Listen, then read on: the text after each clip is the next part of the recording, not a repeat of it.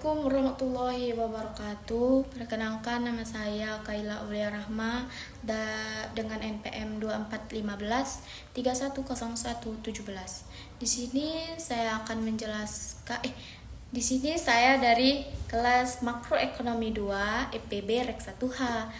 Di sini saya akan menjelaskan tentang inflasi dan employment atau bisa disebut dengan pengangguran. Baiklah, saya mulai dari pengertian inflasi sendiri.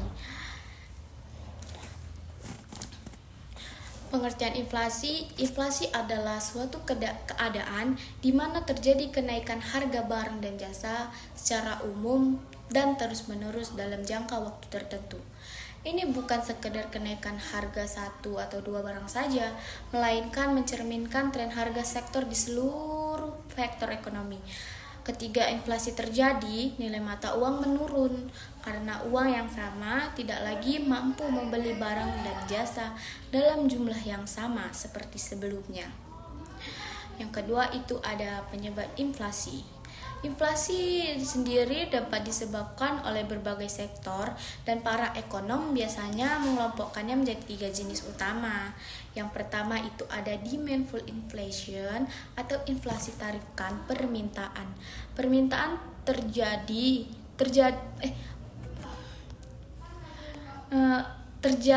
karena permintaan agregat dalam ekonomi lebih besar daripada kapasitas produksi nasional. Contohnya adalah ketika masyarakat memiliki pendapatan yang tinggi dan membelanjakannya lebih banyak sehingga mendorong harga naik. Yang kedua ada cost push inflation atau inflasi dorongan biaya, yang dimana kondisi ini terjadi ketika biaya produksi seperti harga bahan baku, upah tenaga kerja, atau energi meningkat. Produsen kemudian menaikkan harga jual untuk menutupi kenaikan biaya tersebut. Yang ketiga ada inflasi ekspektasi, yang dimana inflasi ini terjadi karena harapan masyarakat terhadap inflasi di masa depan. Jika masyarakat memperkirakan harga-harga akan naik, mereka akan cenderung menaikkan harga lebih awal atau harga produsen, ataupun meminta kenaikan upah pekerja yang justru mendorong inflasi menjadi kenyataan. Yang ketiga ada dampak inflasi sendiri. Inflasi memiliki dampak yang luas terhadap berbagai aspek kehidupan ekonomi. Yang pertama itu ada daya beli menurun, yang dimana pasti masyarakat harus membayar lebih mahal untuk harga barang dan jasa yang sama. Yang kedua ada ketidakpastian ekonomi. Pelaku usaha menjadi ragu untuk berinvestasi karena harga yang tidak stabil. Yang ketiga ada distribusi pendapatan yang tidak merata. Inflasi lebih membebani masyarakat berpenghasilan tetap seperti pensiunan karena penghasilan mereka tidak naik seiring inflasi. Yang terakhir ada dampak pada tabungan dan investasi. Inflasi yang tinggi dapat mengikis nilai tabungan dan membuat orang lebih memilih konsumsi daripada menabung ataupun berinvestasi di bank. Baiklah, di sini saya akan masuk dengan penjelasan kedua, yaitu pengangguran atau unemployment.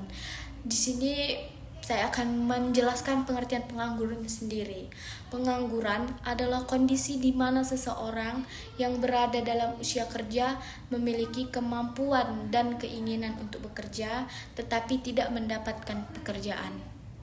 Pengangguran menjadi indikator ketidakefisienan dalam penggunaan sumber daya manusia atau negara dan sering dikaitkan dengan masalah sosial seperti kemiskinan, kriminalitas, dan ketimpangan sosial atau ketimpangan ekonomi.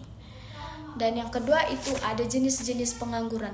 Ternyata pengangguran memiliki jenis-jenisnya loh, bukan hanya pengangguran yang seperti kita biasanya tahu gitu. Ternyata pengangguran memiliki jenis-jenisnya juga. Di sini saya akan membahas jenis-jenis pengangguran tersebut. Yang pertama Itu jenis-jenis pengangguran bisa dikondisikan berdasarkan penyebabnya juga, yaitu yang pertama ada pengangguran friksional. Pengangguran friksional ini pengangguran yang sementara karena terjadi transisi dari suatu pekerjaan ke pekerjaan lain. Ini adalah pengangguran yang wajar dalam pasar tenaga kerja yang sehat. Yang kedua ada pengangguran struktural. Terjadi karena adanya ketidaksesuaian antara keahlian yang dimiliki tenaga kerja dengan kebutuhan pasar kerja. Ini sering terjadi akibat perubahan teknologi atau pergeseran industri. Yang ketiga ada pengangguran siklikal. Terjadi akibat menurunnya permintaan barang dan jasa selama periode resesi ekonomi, sehingga perusahaan mengurangi tenaga kerja, bisa disebut dengan PHK lah ya. Yang keempat ada pengangguran musiman. Terjadi karena sifat musiman pekerjaan seperti dalam sektor pertanian atau pariwisata. Kan dalam sektor ini tergantung musiman sendiri. Kalau ya musim pasti mereka tidak menjadi pengangguran gitulah. Dan selanjutnya pengangguran sendiri memiliki dampak. Salah satu dampaknya itu pasti dampak negatif. Gak ada pengangguran memiliki dampak positif. Dampak negatif yang serius baik secara ekonomi maupun sosial, yaitu antara lain pendapatan nasional berkurang karena sebagian tenaga kerja tidak bekerja, output nasional akan menurun. Yang kedua ada peningkatan kemiskinan, yang dimana orang yang tidak bekerja tidak memiliki penghasilan yang tetap, yang dapat mendorong mereka ke dalam kemiskinan. Yang ketiga ada beban fiskal meningkat. Pemerintah harus mengeluarkan lebih banyak untuk bantuan sosial dan subsidi. Yang keempat ada masalah masuk subtema baru, yaitu masalah sosial pengangguran. Sering dikaitkan dengan peningkatan stres, kriminalitas, dan gangguan kesehatan mental.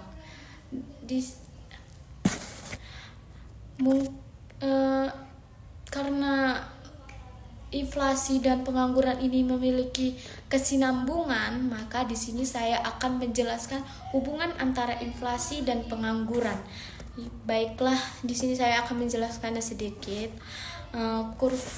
Kurva Phillips hubungan antara inflasi dan pengangguran dijelaskan melalui kurva Phillips yang saya sebutkan sebelumnya, yang menunjukkan bahwa terdapat trade-off jangka pendek antara inflasi dan pengangguran. Artinya, jika inflasi rendah, maka pengangguran cenderung tinggi, dan sebaliknya. Ini terjadi karena saat ekonomi tumbuh, permintaan meningkat. Perusahaan akan mempekerjakan lebih banyak orang sehingga pengangguran menurun. Namun, peningkatan permintaan juga akan mendorong harga naik, menciptakan inflasi tentunya. Ya, ternyata ada juga loh kritik terhadap kurva Phillips ini, yang dimana pada tahun 1970-an kalau nggak salah banyak negara mengalami stagflasi atau bisa dibilang inflasi yang tinggi bersamaan dengan pengangguran yang tinggi, yang bertentangan dengan kurva Phillips ini. Ini membuktikan bahwa hubungan tersebut tidak selalu berlaku. Ekonom seperti Milton Friedman dan Edmund Phillips gitu menyatakan bahwa dalam jangka panjang tidak ada trade-off antara inflasi dan pengangguran, karena inflasi akan disesuaikan oleh ekspektasi masyarakat. Dan yang terakhir ada kebijakannya. Setiap masalah pasti kan ada pemecahnya. Di sini saya akan menjelaskan peran kebijakan ekonomi dalam memecahkan masalah inflasi dan juga pengangguran. Kebijakan yang pertama yaitu kebijakan untuk mengendalikan inflasi dan pengangguran. Pemerintah dan Bank Sentral memiliki berbagai instrumen untuk mengendalikan inflasi dan pengangguran. Yang pertama itu ada kebijakan moneter digunakan oleh Bank Sentral seperti menaikkan atau menurunkan suku bunga, mengontrol jumlah uang yang beredar, dan operasi pasar terbuka. Untuk menurunkan inflasi, Bank Sentral dapat menaikkan suku bunga yang akan mengurangi konsumsi dan investasi. Yang kedua ada kebijakan fiskal atau kebijakan fisik. Kebijakan ini digunakan oleh pemerintah melalui anggaran negara untuk menurunkan pengangguran. Pemerintah dapat meningkatkan pengeluaran publik seperti proyek infrastruktur atau memberikan insentif kepada perusahaan untuk memperkerjakan tenaga kerja. Namun, menyeimbangkan kebijakan ini bukan hal yang mudah. Misalnya, menurunkan inflasi bisa berdampak pada naiknya pengangguran. Begitu juga sebaliknya, meningkatkan lapangan kerja dapat menyebabkan tekanan atau tingkatan inflasi. Dan yang terakhir, kita masuki kesimpulan umum. Inflasi dan pengangguran adalah dua permasalahan makroekonomi yang sangat penting dan saling berkaitan. Keduanya memiliki dampak langsung terhadap kesejahteraan masyarakat, stabilitas ekonomi. Mengelola keduanya membutuhkan pendekatan yang hati-hati, terukur, dan berdasarkan data yang akurat. Tidak bisa sembarangan kalau untuk mengatasi dua masalah itu. Pemerintah harus mampu menyeimbangkan antara pertumbuhan ekonomi dengan stabilitas harga dan penciptaan lapangan kerja. Dalam jangka panjang, investasi dalam pendidikan, pelatihan keterampilan, dan inovasi teknologi menjadi kunci untuk mengurangi struktural tanpa memicu inflasi. Baiklah, mungkin itu saja yang dapat saya sampaikan. Saya akhiri dengan billahi taufiq wal hidayah. Wassalamualaikum warahmatullahi wabarakatuh.